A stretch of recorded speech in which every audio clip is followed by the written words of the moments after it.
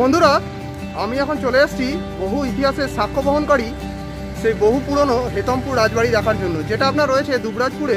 তো বন্ধুরা, এই হেতমপুর রাজবাড়ি সম্পর্কিত যে ইতিহাস রয়েছে, তো চলুন ভেতরে যাওয়া যাক। যেতে যেতে আপনাদের সবই তথ্য দেব। তো এখানে আসতে গেলে আপনাদের নিয়ারেস্ট যে রেলওয়ে স্টেশনটি রয়েছে সেটি হলো দুবরাজপুর। তো আপনারা দুবরাজপুর নেমে এই জায়গায় আসতে পারেন। তো চলুন যাওয়া যাক। গায়েস, একদম রোডের ধারেই এই সামনে যে বিল্ডিংটি দেখতে পাচ্ছেন, এটি হলো আপনার রাজবাড়ির প্রবেশদ্বার। প্রবেশদ্বার দিয়ে আপনাদের কিছুটা হেঁটে গিয়ে এই রাজবাড়ি দর্শন করতে হবে। আপনাদের বলে রাখি, এটা হলো সেই রাজবাড়ি যেটা আপনার 1905 সালে মহারাজা রামরঞ্জন চক্রবর্তী দ্বারা নির্মাণ করা হয়েছিল।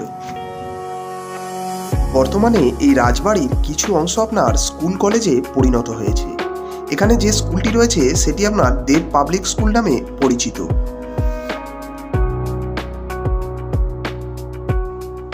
গাইস, ভিডিও শুরুতেই আমি আপনাদের জানিয়েছি এই রাজবাড়িটি আপনার 1905 সালে মহারাজা রামরঞ্জন চক্রবর্তী দ্বারা নির্মাণ করা হয়েছিল।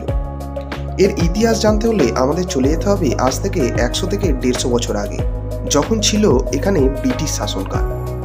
সেই ব্রিটিশ শাসনকালেই রাজা রামরঞ্জন চক্রবর্তীর ওপর খুশি হয়ে ব্রিটিশরা রাজা তাকে উপাধি দিয়েছিলেন।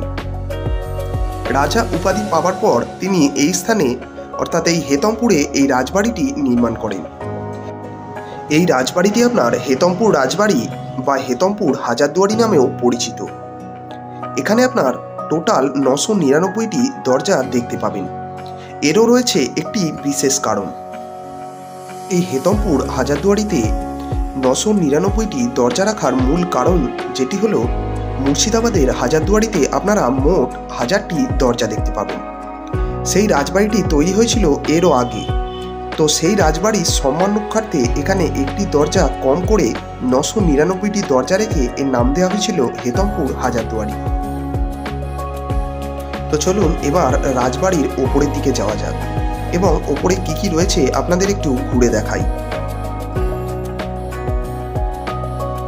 রাজবাড়ির ওপরের দরজা দিয়ে প্রবেশের পরেই আপনারা দেখতে পাবেন এরকম দুটি লোহার দরজা, যেটি আপনার তৎকালীন সময় বানানো হয়েছিল শত্রুপক্ষের হাত থেকে রাজবাড়িকে রক্ষা করার জন্য।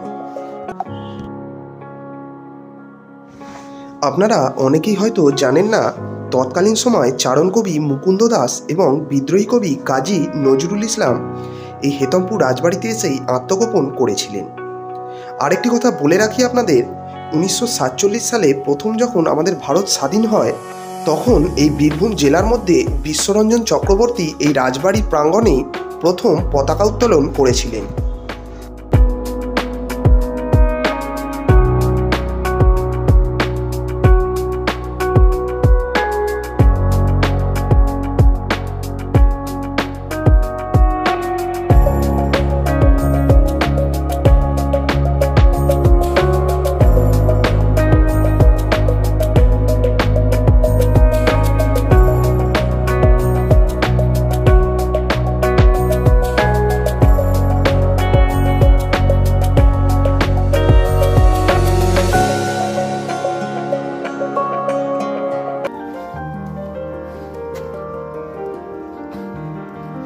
রাজবাড়ির পাশেই রয়েছে একটি রথ।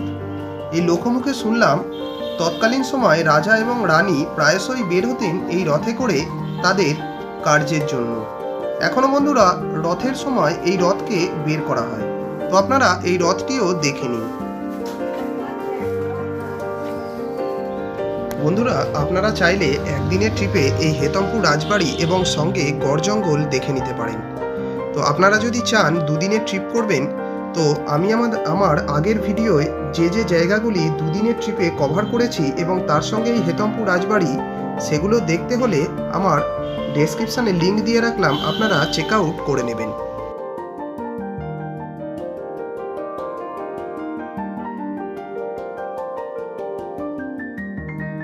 তো বন্ধুরা, আজ এই পর্যন্তই। আজ এই ভিডিওর মাধ্যমে আমি আপনাদের হেতমপুর রাজবাড়ির বেশ কিছু অজানা তথ্য শেয়ার করলাম। ভিডিওটি ভালো লাগলে অবশ্যই একটি লাইক করে দিয়ে চ্যানেলটিকে সাবস্ক্রাইব করে দেবেন। তো বন্ধুরা, লাস্ট একটি কথাই বলবো, ভালো থাকুন, সুস্থ থাকুন আর অবশ্যই ঘুরে বেড়ান। আর এই যে জঙ্গলটি দেখতে পাচ্ছেন, এটি হলো গড় জঙ্গল। তো আপনারা হেতমপুর রাজবাড়ি দেখে এই গড় জঙ্গল, যেটা আপনার 8.5 কিলোমিটার দীর্ঘ, এটিও দেখে নিতে পারেন।